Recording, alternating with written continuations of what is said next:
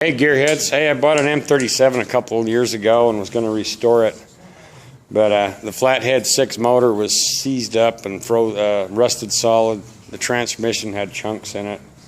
Both gears were screwed up, so I decided to put a modern drivetrain under it and a V8, a few other changes. Anyway, here it is. We'll start from the front. Decided to go with that GM Dana 60 Kingpin knuckle axle. These have fixed perches on them. That perch is not movable, so I just left them stock width of the GM and outboarded the spring hangers 2 inches, because the M37 frame is 2 inches narrower than the GM axles. These are made out of I-beam. There's an I-beam here, and then the gussets welded on it. I also dropped it 3 inches, 3-inch lift. These are ballistic fabrication shackles. I made these grease bolts with retainers on them. Homemade grade 8 grease bolts.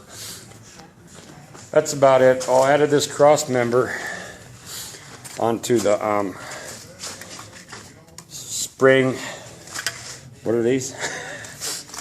Spring things. Anyway, built this cross member in. This spring hangers.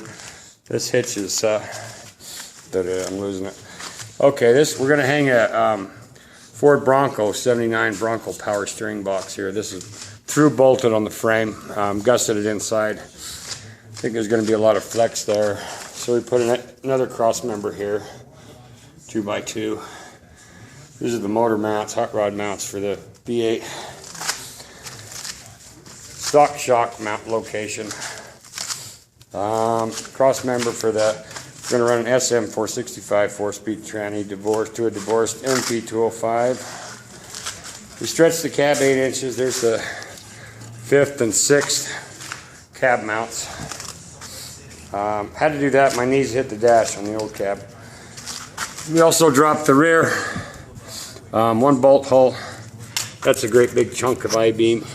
See, I-beam. Sorry guys. So that's about a 3-inch lift. In the back's a corporate 14-bolt disc brake. We had to add I had to weld new perches on this one right here. These were welded on. I can't remember what the spacing was on the GM. I think they were clear in here. Anyway, that's about it. We'll be installing the roll cage in a later video, putting the cab on. Here's the 8-inch extension right here, added into the cab. It looks really neat on the frame. So, anyway guys, we'll be updating this video. If there's any interest in it, I'll be adding more videos. Thank you. See you. Bye.